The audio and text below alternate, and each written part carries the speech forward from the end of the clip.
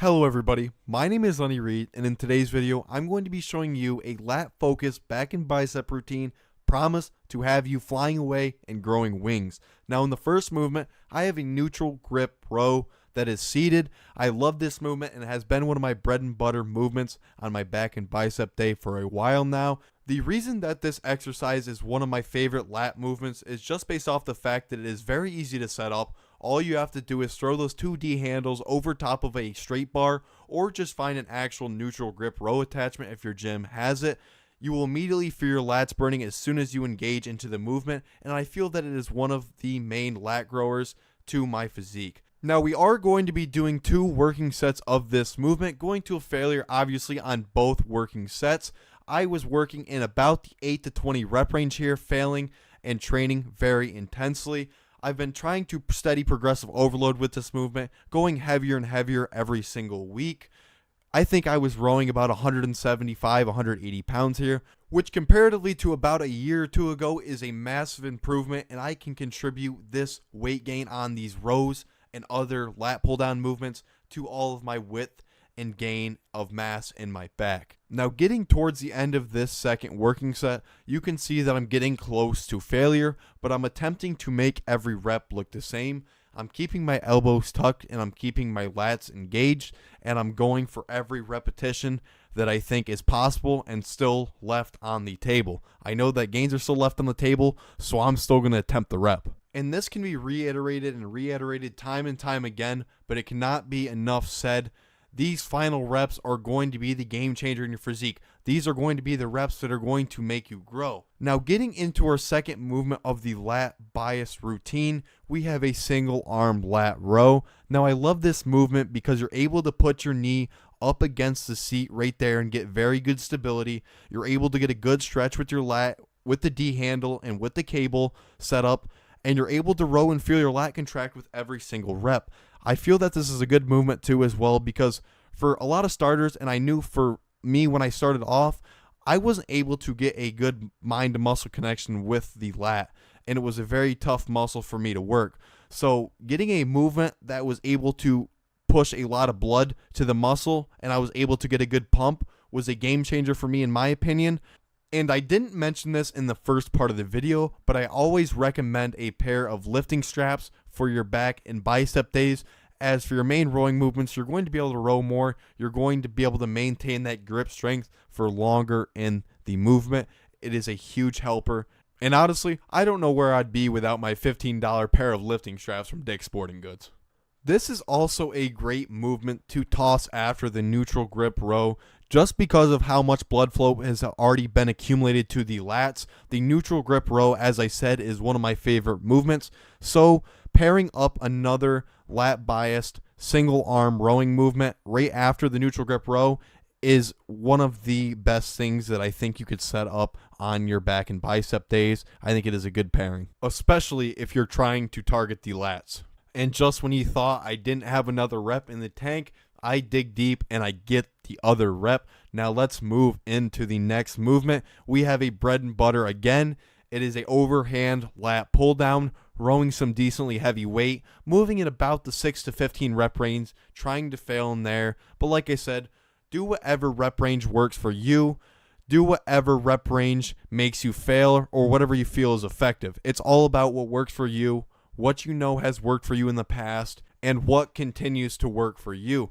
Now, normally on a back and bicep day, if it was not lat focused, you guys know I would usually start with this movement. I love it. It is one of my bread and butters, and I see it as one of the greatest upper back rowers in the game. I see it as one of those movements that you cannot get away with doing if you want a thick and wide upper back. And here we are at the end of the working set, trying to get them last partials in, even though my grip strength had completely given out. Now moving on to the second working set of the overhand pull downs, giving you guys a little bit different of an angle, rowing some heavy weight and feeling great. The one recommendation or tip that I have for this movement is to make sure that you're getting a complete and full stretch at the top. Make sure that you're feeling them lats stretch, and make sure that you're feeling your upper back and lats contract at the bottom of the movement. This is one thing that I think a lot of people seem to ignore or forget. they seem to forget that you need to have a complete full range of motion with this movement, and I see a lot of people lacking in this department. Now concluding our second working set of pull downs, we're moving on to a single arm rear delt cable extension. This is one of my favorite movements just because of the time under tension that your rear delt is under with the cable compared to a dumbbell. That is one of the things that people fail to realize, is just the cable is superior in that fact when it comes to training rear delts. I don't feel as much tension on my rear delts when I'm training with a dumbbell compared to a cable, and that is one of the things that I like about it. When you start training this movement to failure, it just gives you too dirty of a pump to even ignore. You have to get back to this movement on the next session. It's just one of those movements. Now, the one thing I want you guys to pay attention to is how I set up this movement. I'm making sure that the cable is on the highest setting possible so I can get that correct angle or line up with my rear delt with the cable. I am also sitting a step backwards and about a step or two to the side of the cable so I can get the correct angle. This is just one of those movements that is often improperly done in most gyms, and I don't see a lot of people conducting it properly, so getting the motion and getting the movement down is super important in my opinion. So now, if you want to start recapping, we have done 2 lat-based movements, 1 upper back / lat-based movement, and 1 rear delt movement. So we are going to be moving on to our bicep portion of the pull day. We have a barbell preacher curl, one of my favorites, and for a clear reason. The reason that the preacher curl is one of my favorites is because of the pump that it gives you and also the tension that your biceps are under while you're performing the movement.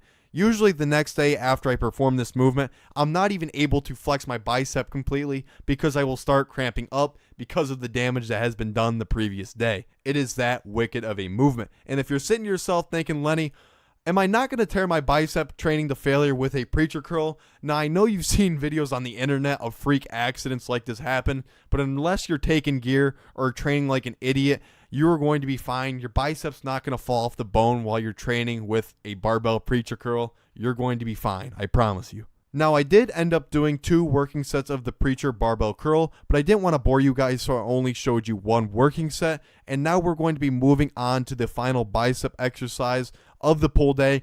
We have a alternating dumbbell hammer curl, one of those movements that you can't stray away from just because it targets so many things at once. It hits the forearms, it hits the brachialis, and more importantly, it hits the biceps.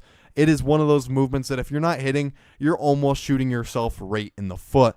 The one thing that you could change about this movement is you could do it seated if you want to have a little bit more stability in the movement. If you don't want to be swaying and, getting a little bit of momentum, but I do like doing this sometimes as it helps me get a few extra partial reps in, and movement and swaying is sometimes fine. You don't have to be as strict as everybody says you have to be all the time. It is whatever works for you, like I said previously. And with that being said, I just wanted to thank everybody for tuning into the pull day video.